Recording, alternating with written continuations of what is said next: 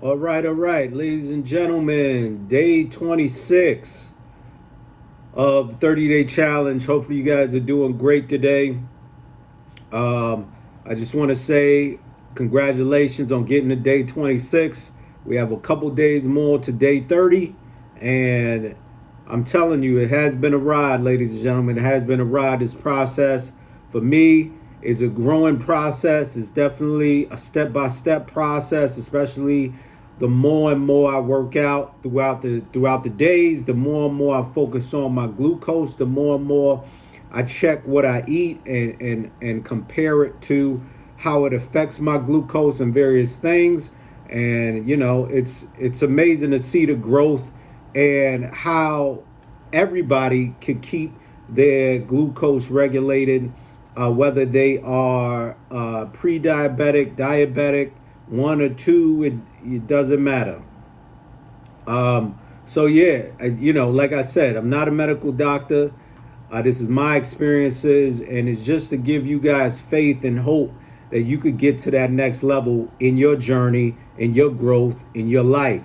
That being said, let's get into today. I worked out today.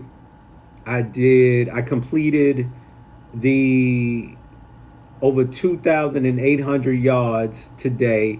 It took me over an hour. I think the cutoff time was like 53 minutes, but I went over it by a couple of minutes. So I did about an hour and 3 minutes or so, or 7 minutes, something to that effect. But I got the swim done, immediately went to the run. It was supposed to be a run or a walk. I said, let me do it as if I'm completing a dual triathlon and just see how my body reacts. So I went to the treadmill right after. I did the transition first, obviously, with the change of clothes. Went to the treadmill, hopped on, and started going.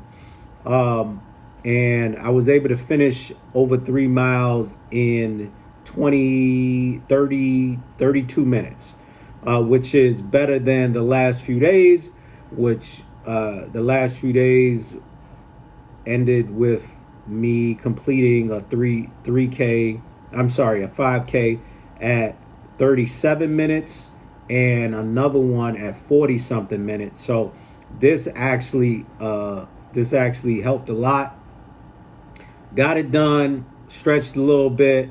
It was not easy. The sweat was dripping like crazy all over me.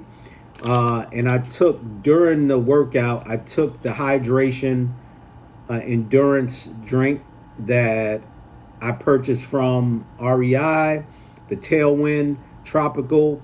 And then I also had these salt hydration pills, because remember I did over an hour worth of swimming, so I'm going from that directly to running 5K. That's over now. We're talking about almost 2 hours worth of working out. So I popped one of these, not really reading the direction, but I popped one. I felt a little hydrated. You're supposed to pop two every 30 minutes, which if it's only 5 servings, I guess this one pack is only supposed to be for one workout. But I popped two of those. I also had the endurance drink, so I end up popping two, one for 30, 45 minutes. The other, no, I'm one for within 20 minutes, and the other one within like the 10 minutes after that. I like towards the end, just to give me that extra hydration. But after the first pill, I drank the endurance drink, which I noticed was to me, it was really sweet. And I noticed, looking at the glucose, my glucose shot back up, and I'm thinking that it may have had something to do with the endurance drink, even though it wasn't as many carbs as the recovery drink.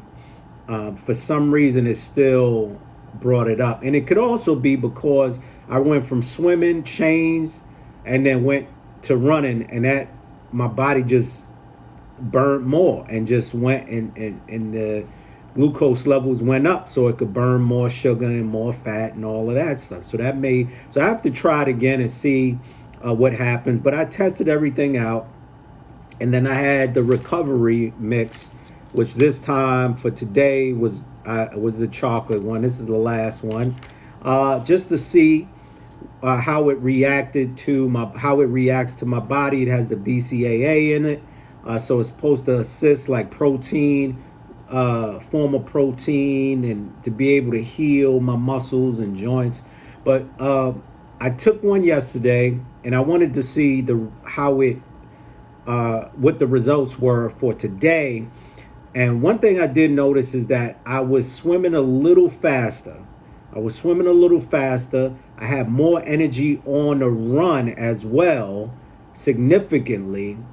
And then my heart rate was lower, but then I caught little cramp in my calf muscles a couple of times when I was swimming.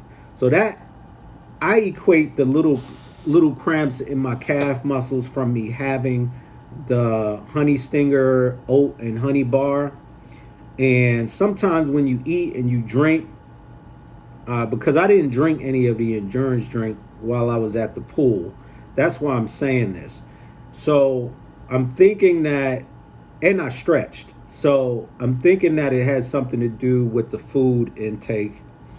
And I was kind of expecting it to happen where there may be a cramp. I was hoping not, but thank God it wasn't a big one. It was something I was able to work through, and I was able to move forward real quick from it. So it happened maybe 3 times throughout the swim.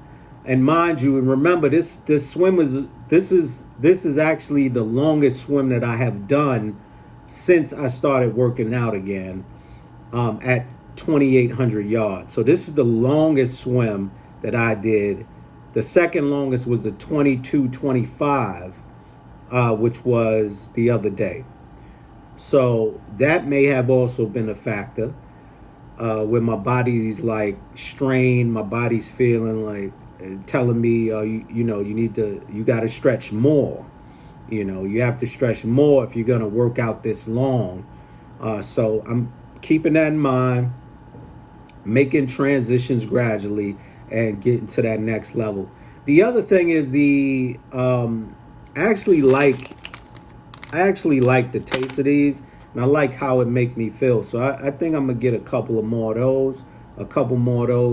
I am also going to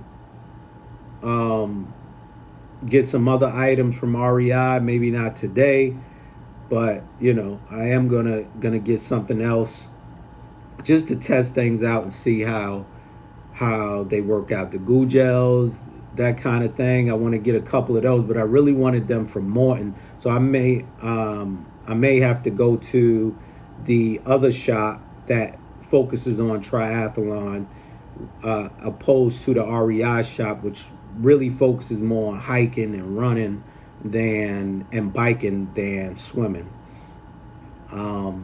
which is fine. So I think I'm gonna do that. I also tested my Whoop. I also tested my Wahoo, and just to see what the numbers look like. And interesting enough, when using a Wahoo, I noticed that it almost like recalibrates itself. So if something is off, it'll pause, and then when you start back the workout, or you get back, like say you slow down and you get back to your normal speed, it recalibrates it and adjusts the time. I think I am going to get a better watch though, a Garmin or something to that effect, because I watched some reviews and a lot of people have said that it's a good watch, but in terms of it calculating everything and making everything right for the price that I purchased it for, it's not, it wasn't worth it. So compared to the other options that are out there. So I am going to check it out and see what other options I have. I'll put those videos up as well. The Wahoo, as you all know, the rubber band man. So I have checked and tested the Wahoo. Excuse me, the Whoop, and every time I swim or work out, I always have the app on my phone. I'm looking at my heart rate. I'm looking at my zones just to see. And I noticed that today my heart rate was low. Same thing with the bike. I don't know if it's because my body's getting acclimated to working out at higher intervals, but I noticed the higher in the beginning when I was completing higher intervals, the heart rate was going up to zone 4 easily, like significantly easy, and staying at zone 4. Whereas now I'm noticing that the heart rate is staying at zone 1 more than zone 2 or 3. And so I'm like trying to push my body further and harder to hit that zone 4, uh, or even zone 2 or 3, and my heart rate is just like, this too easy, baby. You gotta go a little harder than that. So, it's one of those learning curves that I'm working through. I'm also, when the funds come through, I'm also planning on working on my VO2 max, going to a specialist, and even having a uh, professional swim teacher kind of give me some advice on my swimming, and I forget the word, whatever, the way that I swim and my strokes and what have you, just to get his or her expertise. I already know that I'm a good swimmer, but I'm not the best swimmer. Um, Same thing with running. I'm a good runner. I'm not the best runner. I'm a good biker. I'm not the best biker. And I notice when it comes to swimming, I think I swim faster than I do everything else of the three. And I also realize that my focus right now has to be working on my breathing and my technique opposed to my speed, because my speed is there and it's gradually increasing on its own. I noticed that. But I also noticed that my technique, that's the word, that my technique is starting to get better. Um, After I do research and things to see, what works, what doesn't work, I work on those techniques in the water. And I'm noticing that the better that my technique gets, the better that I'm breathing, where I'm turning my head, where half of the goggles is out of the water and I can see, and then I'm being able to breathe better from the side and keep my buoyancy, keep myself even underwater. It's making my pace way faster. So these are the things that I'm working on right now, ladies and gentlemen. Also the glucose. Like I said, I'll put it in the shorts real quick to show you the difference, to show you the glucose levels and all of that good stuff. But I wanted to get this video out, day 26. I have to go to the farmer's market because it's open today. And I'm going to get my eggs and my meats and all of that good stuff from the farmer's market. So you all have an amazing day today. Hopefully you guys are getting some great value from this. Hopefully you guys are pushing to that next level and not being a couch potato. You really out there grinding and getting it and really doing it. I'm telling you guys, you could beat the diabetic lifestyle. The whole thing where the doctors are telling you, oh, you have to do this for life. You have to take it. Very first time I went to the doctors, I was 28 years old, and I was dizzy. I was at work. My manager said you should go home. You don't look well. I ended up taking a cab to the urgent care. Urgent care said your ketones are high. You need to go to the doctor. Emergency room. Went to emergency room. They checked everything. Sugar levels was up to 400 or 500, something to that effect. They kept me, and then when I went to see the doctor says, not my primary care. This is a different doctor. The doctor says you're going to be taking insulin, metformin, and all of these things for the rest of your life. For the rest of your life. And I told him, I said, no, I'm not. And he said, yes, you are. That's just how it is. And I said, no, I'm not. I said, because I have lived a life of healthy living. When I was younger, I know how to do it now, and I'll do it. Boy, was it hard. Was it hard? It's been hard.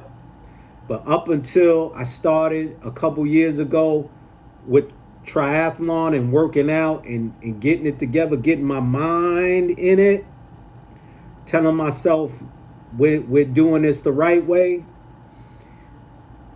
it's gradually become easier and easier. And I want you to know that you have the capability of getting there also. Don't listen to listen to what the doctors say, to a degree. They are medical doctors. They have degrees legally. They are the ones who handle all that good stuff.